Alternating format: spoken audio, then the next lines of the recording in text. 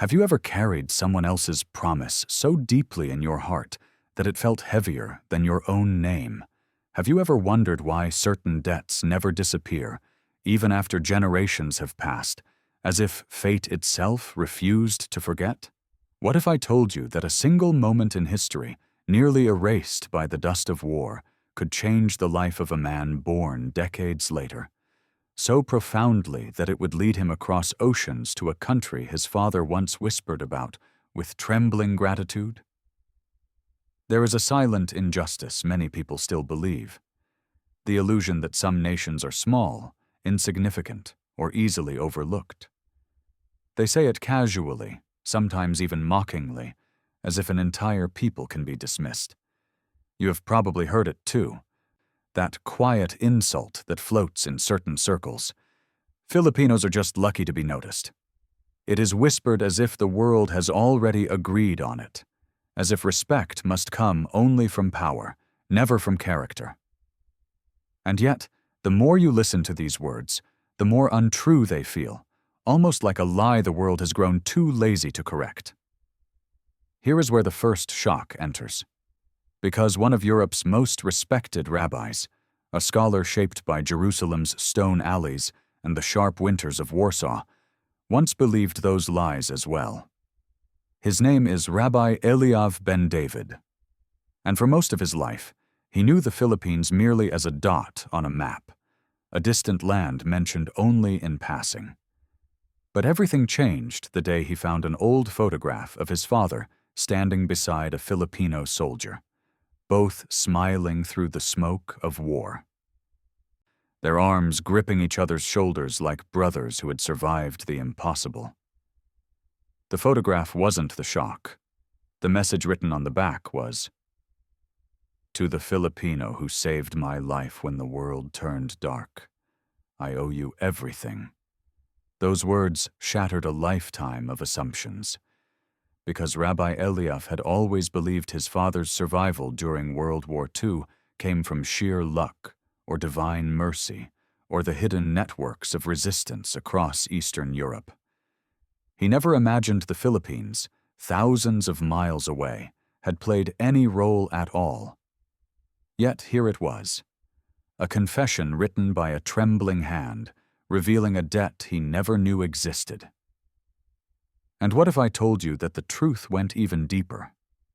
That his father wasn't just saved by one Filipino soldier, but by a door opened by the Filipino people themselves, a door history rarely talks about, a door that sheltered refugees when almost every other nation refused. This was the moment Rabbi Eliav's journey began, a journey not of travel, but of awakening. He was a man shaped by tradition, by scripture, by a life of teaching. But something in his father's handwriting pulled him beyond all that, tugging him toward a distant archipelago he had never once considered visiting.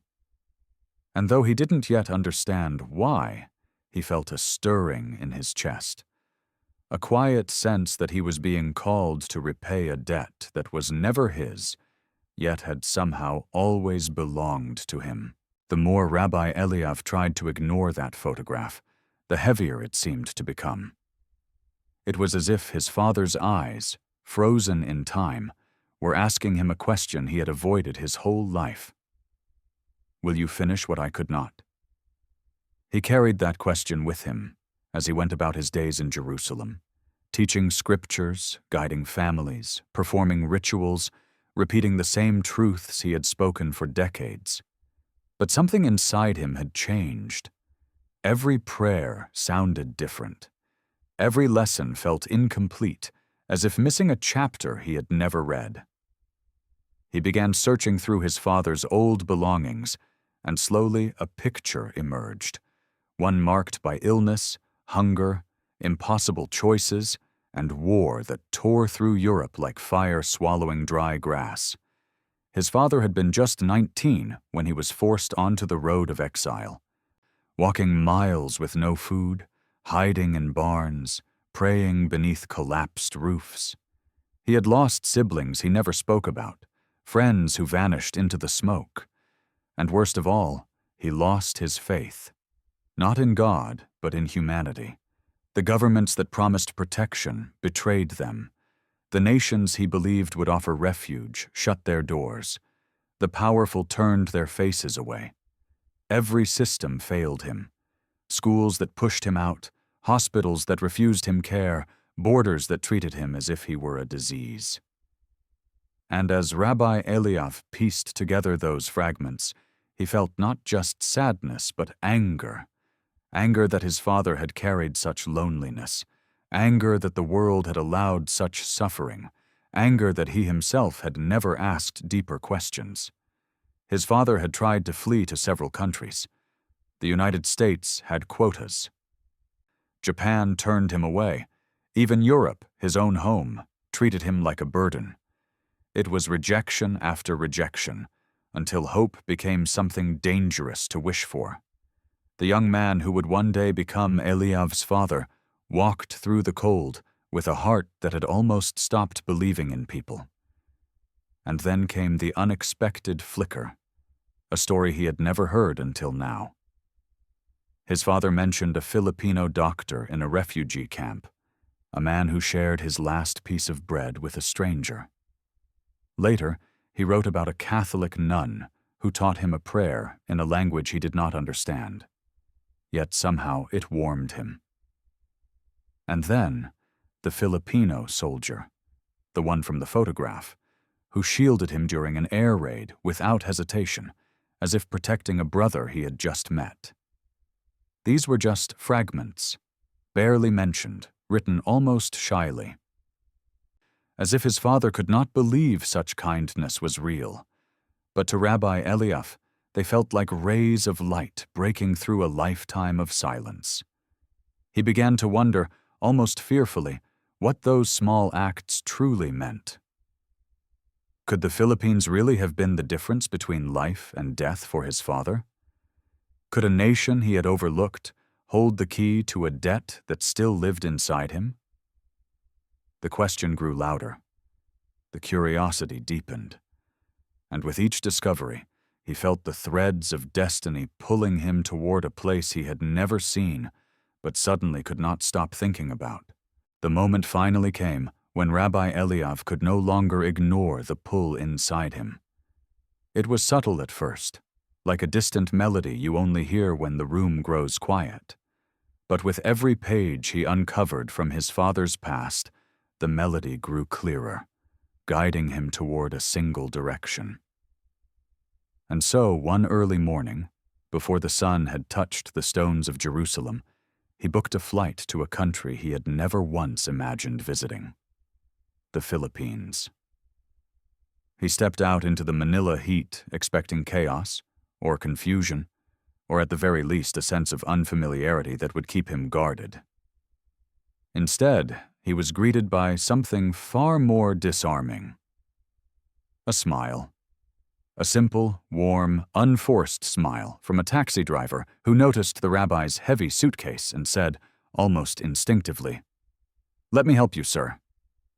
No questions, no hesitation. Just kindness, as if it were the most natural language in the world. That first moment caught him off guard. Still, he brushed it off, assuming it was just courtesy. But the same thing happened at the hotel lobby, where the receptionist welcomed him with a sincerity he hadn't felt in years. And then again, at a small cafe in Intramuros, where an elderly woman insisted he take the last piece of bibingka, saying, "You're our guest. You must eat first." He felt something stir inside him, a warmth he had forgotten he could feel. But the true shift began when he visited a small synagogue in Manila, one he had discovered in an old note written by his father. He walked in expecting emptiness. Instead, he found a small group of Filipino Jews preparing for Shabbat. One of them, a young man with gentle eyes, approached him and said, "We've been waiting for you, Rabbi." The words were simple, yet they hit him with astonishing force. How could they have known he was coming? They hadn't. Yet they welcomed him as if he had always belonged. Over the next few days, The Philippines began revealing itself not through grand monuments or dramatic landscapes, but through small human moments that struck deeper than anything he had experienced in years. A nurse who held his hand when she showed him the archives of wartime refugees. A history professor in Manila who spoke passionately about how the Philippines had opened its doors to Jewish refugees when other nations would not. A family in Cavite who invited him to dinner, praying before the meal not just for themselves but for him, the son of a man our people once helped. He listened in disbelief, humbled by stories he had never learned, grateful for kindness he had never earned. Each encounter softened something hardened in him. Each act of warmth chipped away at the walls he had built around his understanding of history, of nations, of people. He began to see the Philippines not as a chapter hidden from the world, but as a light his father never fully got to describe. And for the first time in his life, he wondered if this journey was not only about repaying a debt, perhaps it was also about finding a part of himself he did not know was missing. The days that followed unfolded like a gentle unraveling of truths he never knew he needed. Rabbi Eliav found himself walking through Manila not as a visitor, but as someone slowly awakening from a long spiritual sleep. Every street he crossed, every conversation he had, pulled him deeper into a realization he could neither deny nor resist. It was as if the Philippines was quietly stitching together the torn pieces of a story that had long been waiting to be told. He spent his mornings at the small Manila synagogue, surrounded by Filipinos who prayed with a sincerity so raw it felt almost sacred. Their voices rose with conviction, not out of ritual, but out of the kind of faith born from hardship and hope, living side by side.